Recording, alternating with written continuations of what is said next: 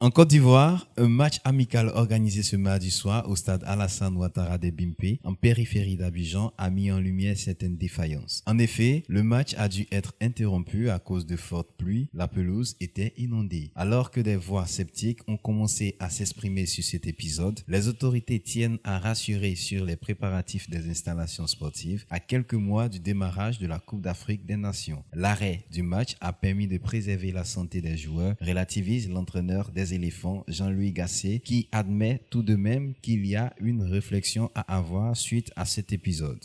Selon Amadou Koulibaly, ministre porte-parole du gouvernement, des experts sont sur place pour effectuer des ajustements.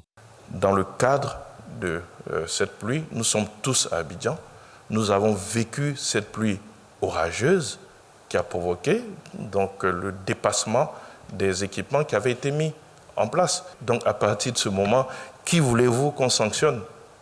Une réunion a eu lieu ce matin à la primature et devant le cadre de cette pluie exceptionnelle, à partir du moment où les experts sont tous là, puisque la CAF est là, pour évaluer ces installations, les correctifs seront apportés afin de tenir compte de cette pluie qui est exceptionnelle.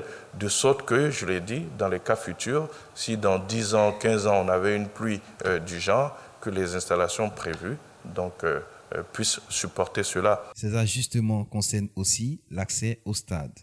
Un problème essentiel a été identifié.